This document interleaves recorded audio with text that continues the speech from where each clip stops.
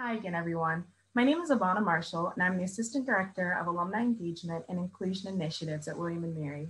I serve a number of our identity-based communities, including our Asian Pacific Islander, Latinx, LGBTQ+, and Society of 1918. I'm so excited to see all of you for tonight's event. Over the course of an hour and a half, we're going to hear from our swim library special collections, archives, and oral history teams.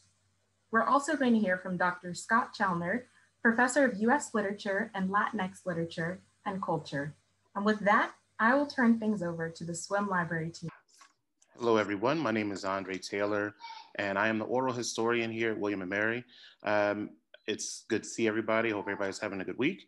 We're going to talk more in the breakout room about collecting oral histories. We have some Latinx oral histories that have been done, but we could always use more in an effort to diversify our oral histories that we have in-house already, and also to be able to tell a more genuine story of life at William & Mary. So I'm looking forward to speaking with many of you. We'll go over how we can set up the time period and frame so we can get you interviewed via Zoom. Again, I hope you have a great homecoming and hope you enjoy this event. And we will be talking more in the breakout rooms. Thank you. Thank you, Andre. I'll now pass the virtual microphone over to our Special Collections and Archives team for our first presentation. Hello, everybody. My name is Jay Guidemore. I'm the Director of Special Collections at William & Mary and Swim Library. I'm not sure how many of you, when you were students here, used the special collections, but Meg and Brian will be talking more about our instruction program, but we really encourage undergraduate classes to come in and use our classes, to use our materials, as well as for students to use the material, regardless whether they're graduate students or history grads or anything, to come in and use our materials for their research or just for their enjoyment, like reading a novel that may be a first edition, that one of your favorite novels, and wanting to read a first edition. This is what Special Collections looks like in the first floor of Swim Library. It's right off of Read and Relax. Unfortunately, we're open only by appointment this semester and probably next semester as well, but we really welcome visitors. Homecoming would have been a very popular time for people to come in and out of Special Collections to check out the exhibits, look at old yearbooks, and check out the college regalia. But this is the opening glass doors. Special Collections has restricted access. You can't browse the stacks like you can the general collections. And we do that to keep the materials secure, because a lot of the materials, many of the materials that we have are rare first editions, rare books that aren't in other libraries, as well as one-of-a-kind letters and diaries that are located nowhere else. So we're very careful about having people just have free reign. You need to come in, register, and we're actually specifically request materials. But we do have a lot of reference archivists and reference specialists that can help you narrow down your research and find what you're looking for. Allie, next slide. This is an example. This is our reading room, and this is what we would pull out for some classes, for classes that are visiting online or in person. We're doing online classes now, so but we would pull materials related to different classes and so forth. But this is the main reading room, and we can accommodate quite a few number of students in here. And this is where we would be having the open house if we weren't doing this online. Go ahead, Allie. Next slide. Just to give you an overview of what's in Special Collections, we have over 50,000 rare books, dating from, we have cuneiform fragments, tablets, but all the way to books that were published a few weeks ago. So it's not necessarily, a rare book isn't necessarily old, and an old book isn't necessarily rare. But we have a number of prominent collections, including a lot of libraries of older Virginia families. We have the second largest collection of books on dogs in the country. A large book arts collection, four-edge paintings, where if you fan the four-edge of the book, a painting appears. And we also have, it's not just history in Southern and Virginia history, but also a first edition of Isaac Newton's Principia, other natural history books.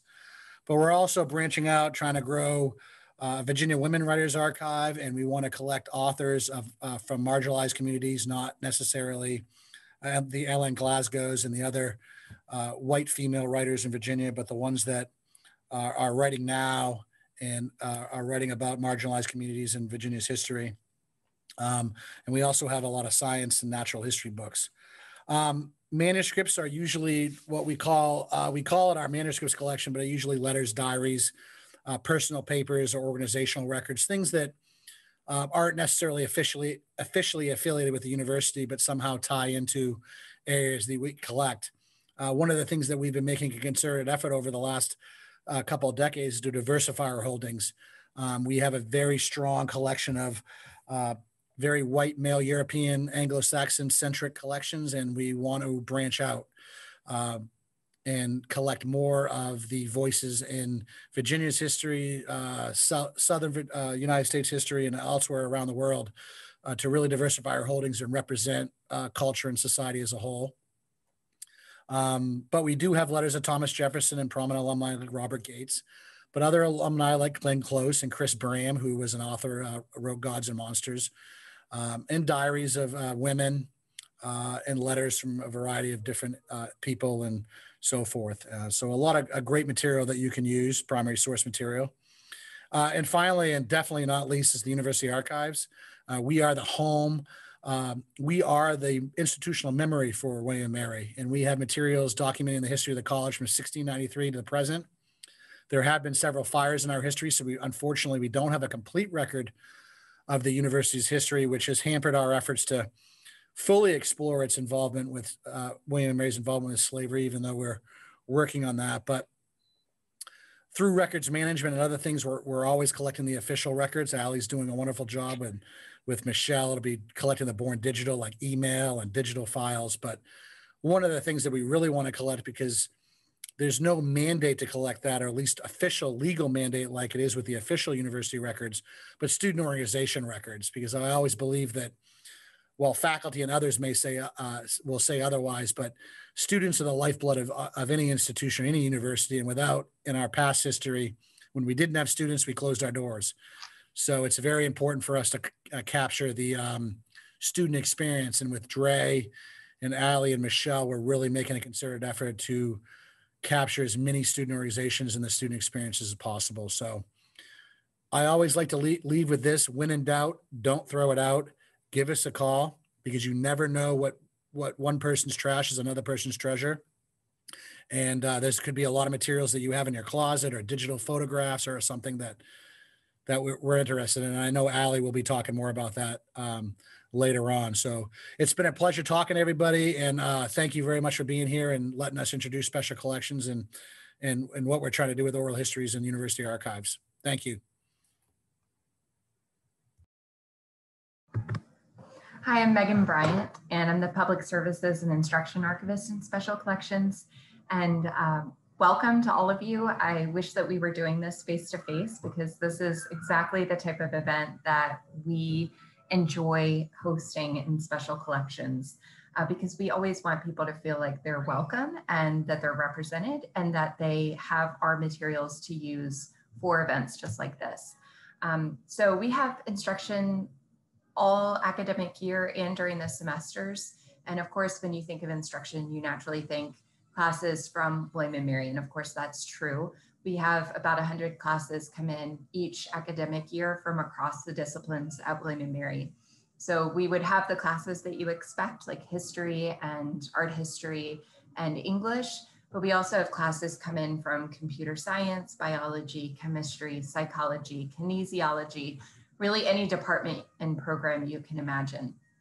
But that is not the entire gamut. We also welcome groups from local schools and community programs. We do lifetime instruction programs through the Christopher Wren, or now Osher, program. And our doors are always revolving. So this semester we've done everything virtually, which has been a huge learning opportunity, huge opportunity for growth. But that being said, I very much look forward to being able to work with people face to face and being able to show them our physical materials, because that's what all of this is about, is engaging people with the treasures that we have. Thank you.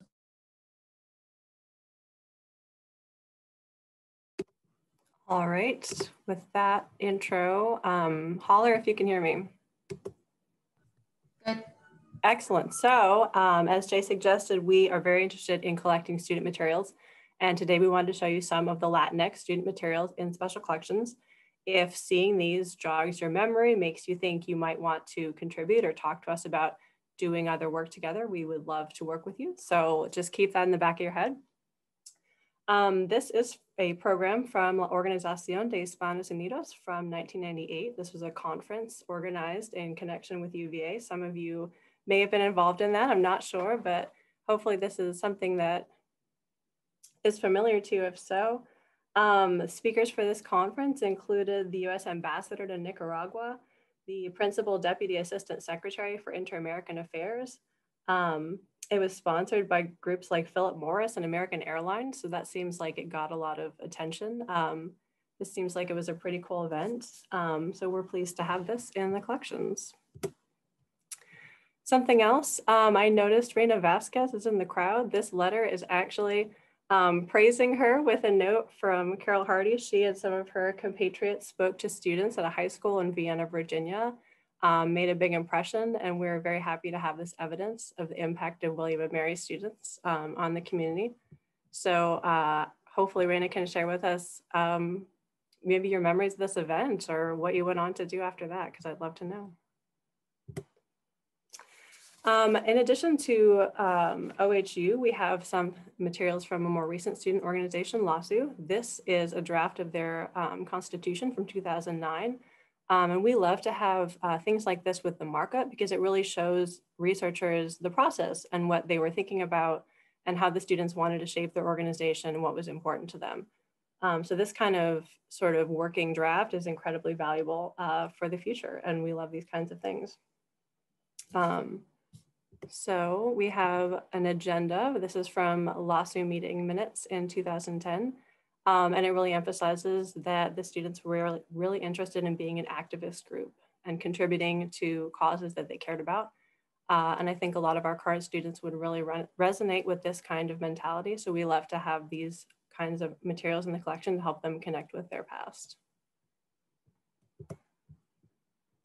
Sorry about that. As an example of some of the many activist events LASU held, we have flyers like these in the collections from poetry jams, movies, and actual political activism taking place on the Sunken Garden and by the Krim Dell. So we are very lucky to have this poster from Marta Eugenia Lopez Gomez. It shows the care and consideration that somebody took to make this sign. It's really beautiful and very moving, and we're honored to have it. This artifact, I think when we're able to do in person, I would love to bring this out for students to see. We also have materials like this t-shirt donated by Jessica Chilin Hernandez in 2012. And also she gave us this wonderful headscarf. This is from an event in the Sunken Garden, possibly LASU's first awareness week, I believe. The headscarves were meant to commemorate the mothers of Plaza de Mayo in Argentina. And it's really cool that we have these things and we can show people that this is what students cared about at any given time. That's the power of things like flyers are ephemeral and you might not think about saving them, but it really does a lot to put us in the moment and help us understand what people were thinking at the time. So that's what I've got to show you. We have more. If you look at the folder that Ivana shared with you, you can look at other materials we've scanned, talk to us about seeing more things, and we'd love to work with you. So I will mute myself and see the chat in case anything terrible has happened. Awesome. Thank you, swim team. I am just so excited that Reina is on the call. I don't think Jess could be with us right now. You're welcome to turn your videos back on. But the chat has mostly been just praise for the participants. I wonder if anyone has questions at this time. And if not, that is okay. So I do have a question. please.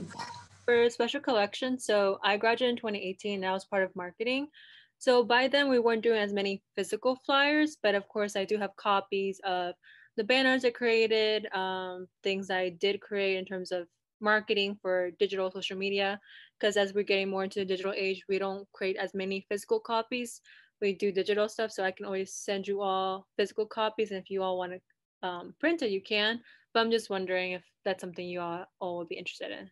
Yes, please. We would love that. If you want to send an email or put your email address to me in the chat, we can get in touch with you. That would be amazing. Perfect. Okay, if you think of other questions, feel free to type them in the chat. I'm going to pass the virtual microphone to Dr. Scott Chalner and Shana Gucha. All right, well, thank you so much for coming.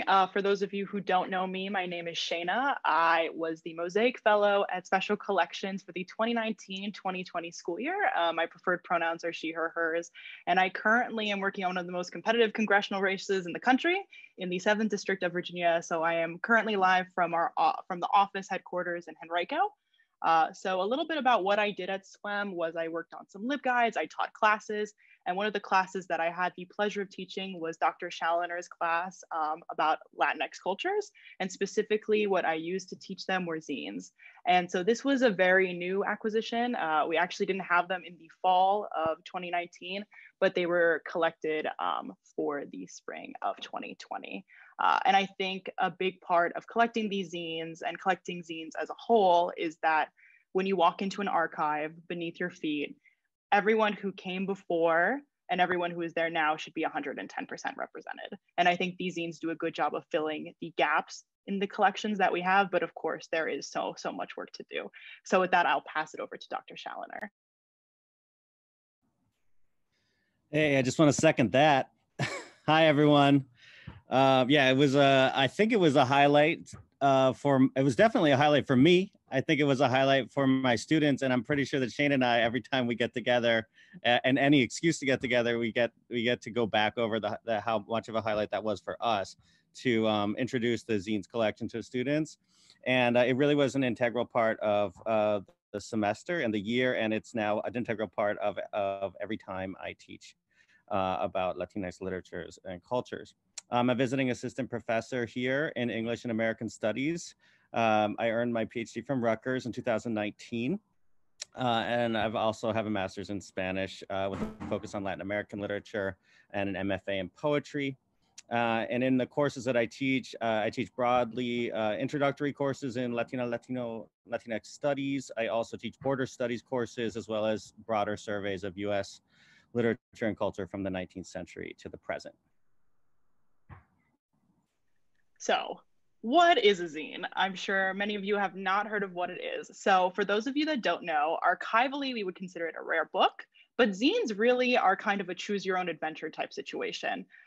They can look anything from something that you would see, in macro publishing, mainstream, something similar like Robin DiAngelo's White Privilege, to anything that looks like notes that I've written on a notepad. They vary in quality, they vary in experience, but what they are telling stories, whether it is about people who are Latinx, people who are LGBTQ+, or just people that experience things that are not talked about in mainstream society, and they bring it to the reader's attention. And the biggest impact that zines have, in my opinion, are that they are super affordable. So in the collection in SWEM, all the zines range from $1 to a maximum of $20, which again, much more affordable than if you walk into Barnes & Noble and even look at what is on the sale rack. And again, as a whole, zines are made for people, by the people. They are all about telling, again, stories that recently we're, talking about more conversations of inclusion, white supremacy, decolonizing the narrative, but zines historically have always been doing that. And I think to touch on ethical collecting, when we were going into buying these zines, I made sure to read, the zine code of ethics, what all the right things to do were. And so all of our zines were either collected on Etsy and bought through the publisher to make sure that people who were writing the zines, that money was going directly into their pockets.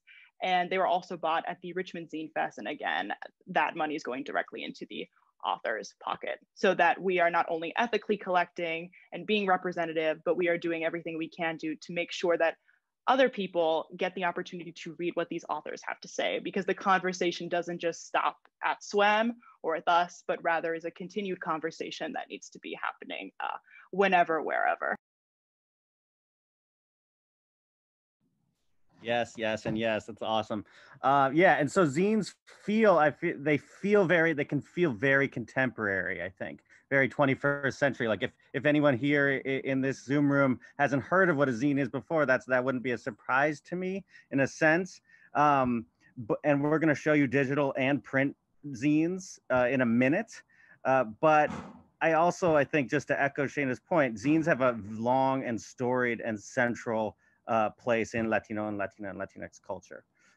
It wouldn't be a stretch to think of a zine in a more capacious way that Shayna already started to get us to do, and put them into context of the sort of larger Hispanic public sphere, which really began at the beginning of the 19th century and stretches all the way to the 60s. And during that period, just think for a second about the 2,500 periodicals that were issued within the political borders of the US as we now consider them today. Those periodicals did many things, right? They were a fora for discussions about rights, about politics, about literature. They were a fora for debate. There were fiery, scathing critiques about the encroachments of white settlers, about extrajudicial violence, about stuff that wasn't getting talked about, right?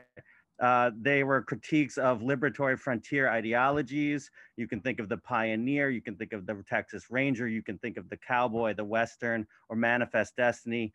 This was a world of print that I think not many people think about, but I do think that longer history is really present and alive in the kind of work that zinesters do.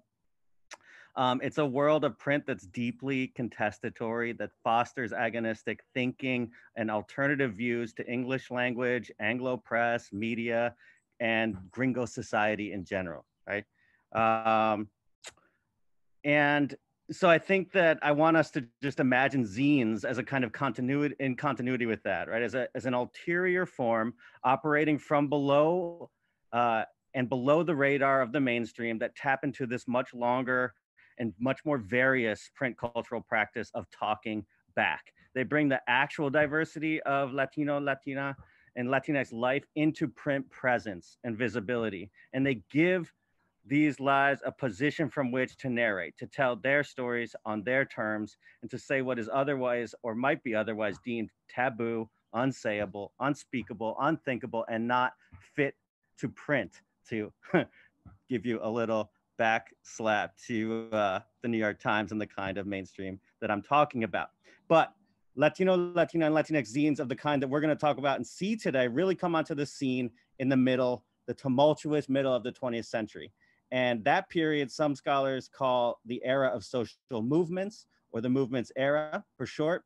In this period, we're talking about a transformation in print culture that was led by mimeography, by the cheap, non-technical, mass reproducible technology of the Mimeo. It's a kind of precursor of the Xerox machine, and it enabled poets, artists, writers, and activists of all stripes and collectives as well to gain some control back of the means of production, right?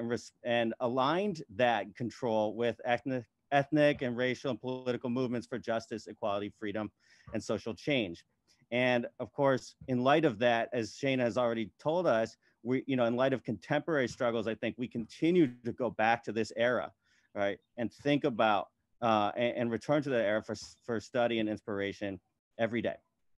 And I think if we look closely at these movements, right, the movements for civil rights, brown power, red power, black power, sexual liberation, second and third wave feminism, black feminism, which is intersectional before intersectionality, third world thought, decolonial praxis, Chicano and La Raza movements, the Young Lords, the anti-war movement, you name it, you will see that print culture, zines, pamphlets, newsletters, anthologies, other ephemera, and mimeograph poetry collections are really at the heart of the noise and scenes that these groups made.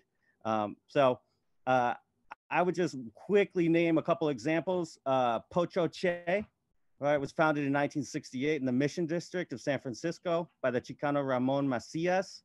And you can just hear in the title, Pocho, the linguistic slur right? As the former Latino poet, first poet laureate of the Chicano Juan Felipe Herrera says, the pocho brings forward this kind of identity that's neither American nor Mexican, right? It's a kind of derogatory slur, meaning someone who doesn't speak Mexican and doesn't speak American, a pocho, but it's a reclamation of that term, right? And it's a transformation of it. And then Che, of course, you probably will recognize that the Che part of this sort of proto-zine was, as Herrera says, Latin America itself, political change, the revolutionary figure of Che Guevara, a key thinker and actor in Cuban Revolution that hovered over the palm trees of San Francisco.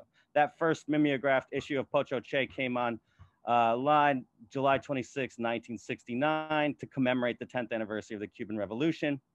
I also think about Salsa Soul Sisters, the Third World Women's Gayzette, right? And just quickly wanted to give you a picture of what that looked like. Here it is in in the Robert Blackburn printmaking workshop. This was an exhibit that was done after the Salsa Soul Sisters collection was acquired in 2016. It was made, this zine was made by the first organization dedicated to lesbians of color in the country. All right, that was in 1974. And then one last example I will give, and I'm sorry I don't have images for all of these, but that's part of zines too. But the last example I would give is Fertile LaToya Jackson, which was the work of drag superstar Vaginal Creep Davis, or as she sometimes prefers to be called, Dr. Davis, right? And it's just an incredible zine that eventually became a part of Davis's videography. And Davis, according to her own self-generated legend, is her existence, her bio that she's self-fashioned is the result of an illicit encounter between a 45-year-old African-American mother from Louisiana and then a then 21-year-old Mexican-American father.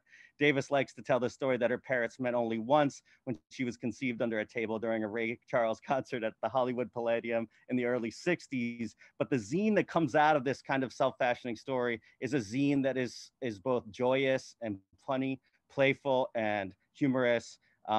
It's just a kind of total revamping of the available styles and norms and conventions, and it's incredible work. So I encourage you to check it out.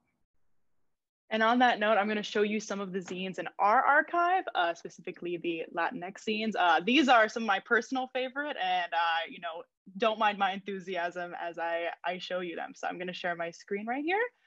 So the first zine that I want to talk about is Saint Sucia, which means the dirty saint. So this was written by Isabel and Natasha. It's interesting, as I have so much, I don't want to say knowledge, but since I've been working with zines for so long, it's almost like I'm revisiting old friends talking about them. So Isabel and Natasha wrote this zine, and it's an entire series set. So it is submission style, meaning that while they are the editors and there are a lot of their own works in it, additionally, it is from anyone who identifies as a Latina woman, whether they are cisgender, transgender, possibly non-binary, whatnot. It is for anyone who identifies as a mujer. So I really love the opening line of their bio on their website, which is, "The romance of print is dying, but the importance of self-publication and expression never will. Zines are everyone's novels and newspapers." And they essentially go on to talk about how they didn't feel a place to fit in. And the brainchild of Saint Sucia was that they felt that when they were screwing up, when they, were late on their periods, when they were getting too drunk with friends, when they were talking about being women with other women and it felt wrong, it felt taboo, they wanted to go to pray to someone, and they didn't want to pray to, the classic, Virgin Mary. So they came up with Saint Sucia, the dirty saint to pray to when things went wrong. They needed some guidance, but they didn't want to change their behavior that didn't align with what society and societal standards gave them. So this is what Saint Sucia looks like. And if you touch it, the paper is a little glossy. So this is more like how you would again see kind of in between of that notepad type versus a zine that looks more, again, like you're in that Barnes and Noble section. So a little bit in the middle there, and there's staples to the side. So this is Natasha and Isabel. And again, they open up, you know, talking about why they do this, etc. And then there is a nice, you know, opening poem here. And then it just jumps right on into the story, I Win. And so this is about a young woman who was dating this guy who, for all intents and purposes, was a human trash can. Like, this guy was awful. You know, she got pregnant, her mother wanted her to have an abortion, and she, you know, writes, "Thank God, Saint Sucia, I miscarried, thank God," you know. And Saint Sucia, it almost to me is like I'm sitting down with girlfriends and we're having too much wine and we are just having a conversation. And that is what all of the issues read like. And again, not all of them are about, you know, screwing up in a sense, but they're all about behavior that is deemed as you know, sinful in a sense to society. To foil that, there is Muchacha, and Muchacha is written by Daisy Salinas. Again, similar to Saint Sucia, it is submission style. So while, again, most of the work is from Daisy Salinas, it's also from anyone who identifies as Latinx. So this issue is decolonizing travel. So Muchacha, I believe, is now up to 14 different individual type of zines. But again, it all goes under the set of Muchacha. Daisy Salinas has published other zines, and Daisy Salinas's work, again, to foil what Isabel and Natasha write, is about external oppression. You know, living in a capitalistic society with Eurocentric standards that is patriarchal, and trying to break that down. So in the Muchacha set, another one that stands out is talking about POC solidarity. And additionally, they all have very contextual tones. So the table of context here is talking about resisting, again, decolonizing travel, and you know, going through that decolonization process as you travel, and just talking about the privilege that anyone has if they are able to travel around the world. So with this zine, to foil, again, Saint Sucia, you have a lot of things that were clearly Xeroxed on, that, you know, cut and pasted, photoshopped in, you know, paragraphs that are written between, you know, the obviously photocopied image. And this is what oftentimes people think of when they think of zines. And Daisy Salinas does a really good job with this. And there's pictures from traveling, etc. And then on Daisy Salinas's website, there's a little bit about her. She is, you know, from Texas, grew up in around the San Antonio area, which is also where Saint Sucia was born. So that's super interesting regionally. And I would consider Daisy Salinas to be one of the leading activists when it comes to zines. She, again, not only writes Muchacha, but also has written a lot of stuff, and a lot of stuff in our archive is from Daisy Salinas, such as Decolonizing the Tricentennial, you know, the 13 Grandmothers, which is about Indigenous women from all different backgrounds around the world and how they are trying to fight for environmental justice. And generally, you know, if you think about activism in a non-classical sense, Daisy Salinas would be the first person that comes to mind. And they're very active on Instagram. I highly suggest checking them out. The next zine is La Horchata, which is super different than the previous two. It is more of an artist book that we would think of.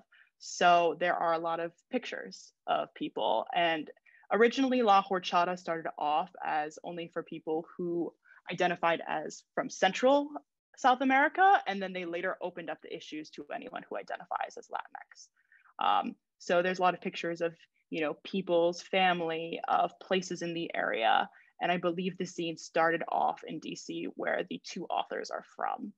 So this is just kind of a different type of format.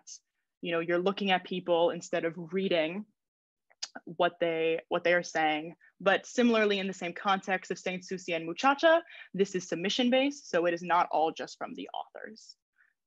I think as well, there are two zines, so Dia de Lavado, which is by Jamila Rouser and Robin Smith. Jamila Rouser is the one who wrote this zine, but Robin Smith is the one who designed and, you know, created all the sketches. So this is the Spanish version. And it is, you know, very nice. It's about wash day, so the Afro Latina experience specifically. And then we also have it in English. And Jamila Rouser, what is very interesting again about zines, there's this activist culture behind them. So during Juneteenth, when it seemed like our world was in toil, it seemed like we were in a new wave of civil rights movement. All of the proceeds to her zine, which is Black Josie Press is her press shop, they all went directly to bail funds around the country. I think it's important to mention that zine authors don't make a ton of money. You know, you don't go into being a zine author to get rich, but rather you go in because you have a story you want to tell, and the mainstream publishing industry is not interested in what you're selling. And the final zine is from Etsy. So the rest were purchased off of, no, excuse me. The rest were purchased off Etsy. This was from Richmond Zine Fest. So this is Mamita, so mommy. And this zine to me is one of the most interesting, perplexing. So, you know, reading it, you know, long red nails, the smell of Palo Santo in Florida, water, flowing braids, golden hips that sway. And I think this is where it gets really interesting. You call me lover boy, it drips from your lips like sweet mango juice, and suddenly my voice feels a little deeper. And then here, you see me for what I am. Tell me you see the boy in me. He's mischievous, he's sweet. Tell me you see the bruja in me. She's a pearl clutcher, but she'll flash you her fishnets after a corona or two. And then you see these chains. So the author, Pelona, never identifies what pronouns they use. You have no contextual information. And then additionally, you have no contextual information about who their partner is or who they're speaking about in any sense. You know, the first time I read this, I was like, wow, how nice what nice love they have, you know, like they're very like in love with each other. And then the second time I read it, I was like, this could be entirely platonic and they just have this closeness. And when you look to try and find identifiers, you know, we live in a very binary society. You know, I read you have cigarettes, you're drinking wine on the back of the porch, you're telling me I'm playful, you're telling me I'm witch-like. And all of these things, like, again, it's Mamita, it's mommy, you know, that's the name of this zine. But we have nothing else to identify who these people are. And the thing that stands out to most in the zine is the love, whether it's platonic or romantic, that these two people are sharing. You know, and again, you look at the chains and you think, well, maybe that's masculine, but then it's like, well, anyone can really wear a chain that looks like this. I wear chains all the time, you know? So there's no way to tell. And I think what was really cool is I got to see this author speak at Richmond Zine Fest. Super, super, super amazing, super eloquent. I believe they, you know, are still in the Richmond area, and the author identifies as non-binary.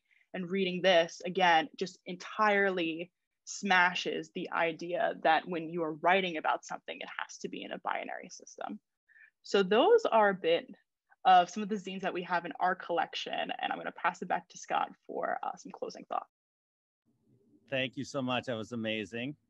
Yeah, just to finish, to close this out, I hope it's okay if we just go a couple minutes past when we anticipated going.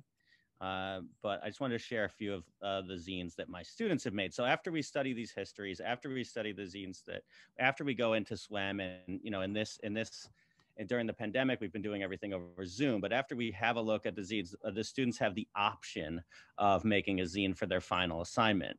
And as a cis white professor, I have to, and at a PWI, we have to talk about, first of all, about what it means, especially for my Latinx and my students from Latinx or other marginalized communities, about what it means to make a zine. So we have that ethical conversation alongside the other ethical conversations we're having, and they decide if they want to make this zine, and they can make it it doesn't have to be personal or about their experience. It can be related to anything in the course or anything that we've studied or discussed.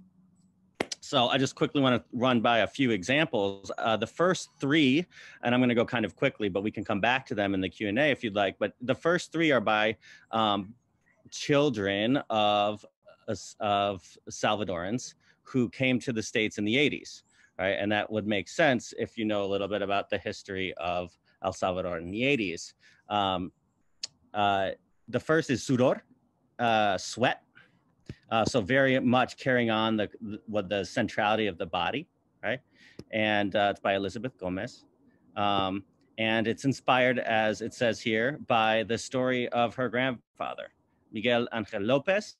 And his father, she says in her artist statement, his father used to say to him, the only way, men work in fields, right? That's what a man is. And so this is about sweat. It's about those fields, and it's also about what gets passed down from father to son to father to son, and then the position of the daughter, although that's implicit here, I think, not explicit. But we also read one of the classics, Chicano classics, Y no se lo tragó la tierra, and the earth did not devour him, by Tomas Rivera.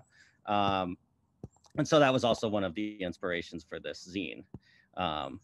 Escuela no es, eso es para ociosos. That's a quote from her grandfather, that her grandfather told his father always said to him.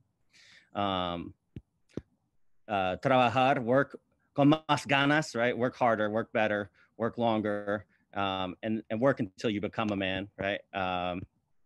Without stopping, sin parar. And this is like a really heartbreaking, beautiful page. El sol ardiente me quema, the burning sun, the brilliant sun burns me, while slowly I forget my desire to read and write. And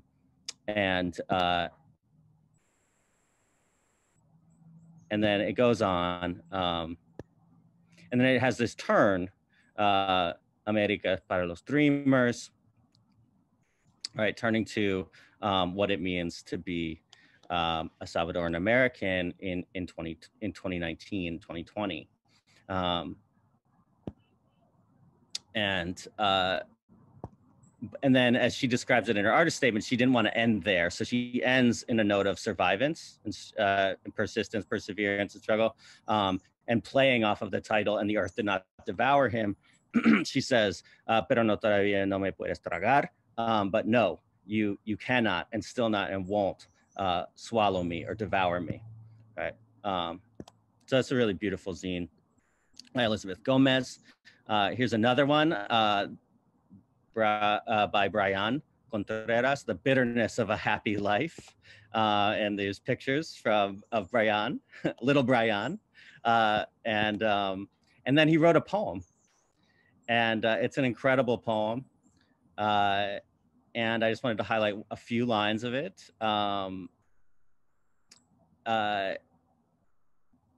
This is my favorite picture of Brian, by the way, with the dog. But he says, let me see if I can find it real quick.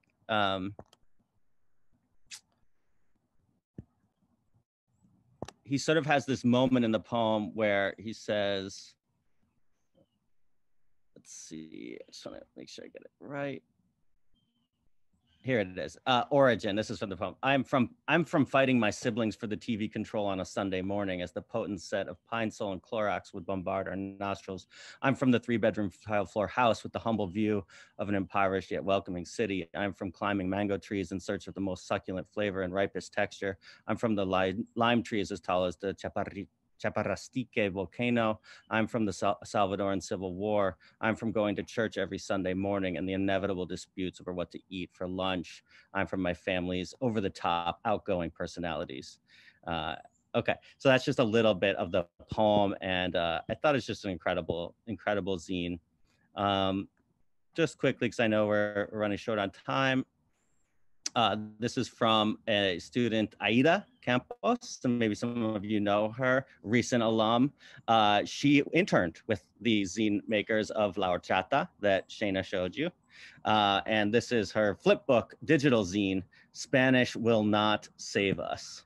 And she said in her artist statement that the brushstrokes there refer to all the kinds of labels and impositions that other people make on people, right? Thoughts on identity, language, and borders.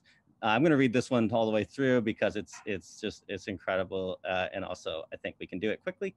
So I'm sitting with my homegirls. When we remember that Latinidad is canceled. She's taken that from an artist, an Afro-Indigenous Oaxacan artist, Alan Palacios Lopez, that we study in my class. And she gets some quotes here from Palacios Lopez's Instagram, which I'm going to skip over just for the sake of time. But wait, what does it mean? And then she sort of breaks down Latinidad as a concept and why it's problematic to her. The reality is, in our diasporas or in our countries of origin, our communities aren't unified. and Black and Indigenous peoples are especially marginalized and oppressed. Right, and she's working a little bit with an article that we read, The Problem with Latinidad by Miguel Salazar, which is really like a forum where people think and talk about that term. And then I just want to, I'll scroll a little bit ahead just for time. We reflect and ask ourselves, how do we exist in this world? What spaces are we allowed to take up?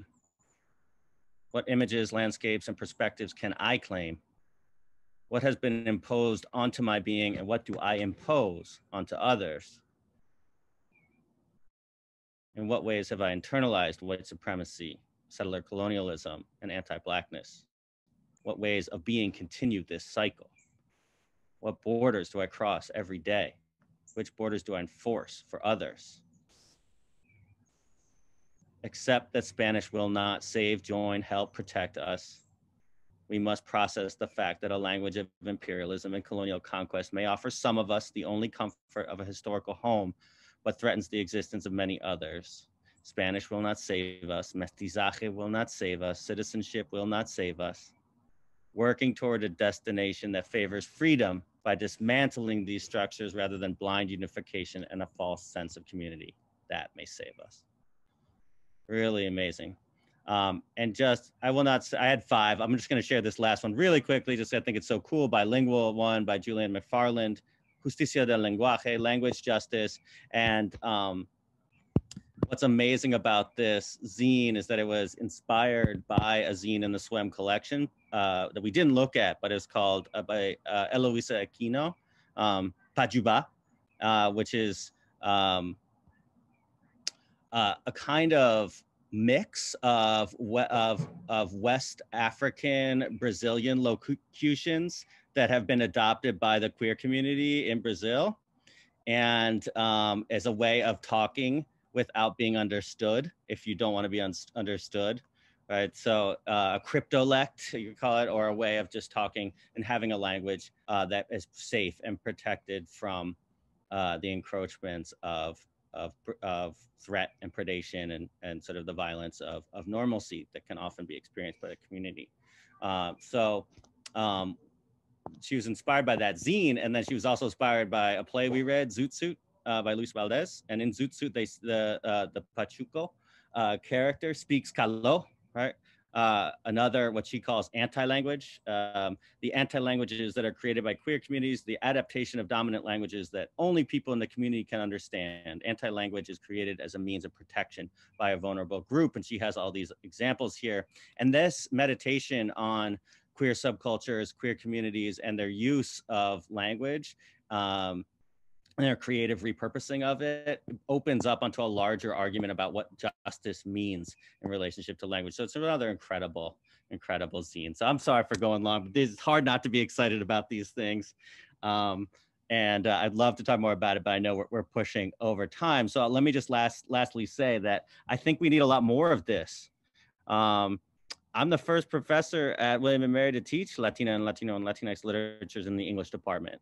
And as far as I know, I'm only one of 2 professors who teaches this kind of material regularly, and the other one is Rio. You probably know Professor John Rio Frio, an amazing colleague. So I just wanted to say that, and this sort of hit home for me when I was teaching this scholar, Deborah Castillo, on her essay on Gloria Anzaldua's work. And it's about what Anzaldúa means today in the 21st century. And these are the first sentences of the essay, which felt like a good way to close. For several years now, at least since the 2000 census, the United States has in one way or another told itself that it needs to come to terms with what it means to live in a country of over 40 million Latinos and Latinas. Think about it. That was in 2006, right? It's 2020. We have more than 60 million Latinos. And I still don't think we've come to terms. This is what Castillo says. Latina actors grace the covers of People magazine. Latin beats percolate through the earbuds of iPods, and McDonald's serves up breakfast burritos alongside its McMuffins. In the academic world, the increasing consciousness of the Latino and Latinx presence in the United States means that it's now unthinkable for any major university not to have a program of studies focusing on the histories and cultures of this ill-defined population. William & Mary is a major university. We have Hispanic studies, but we need this kind of program, right? And this is a moment, this is the moment for it, right? The conversations are happening now. So I just wanted to spread that word and encourage you all to use whatever means at your disposal to put the pressure on the university to do this work, right? To reckon with the actual irreducible diversity of this population and gather the faculty and the funds and the people to make it happen.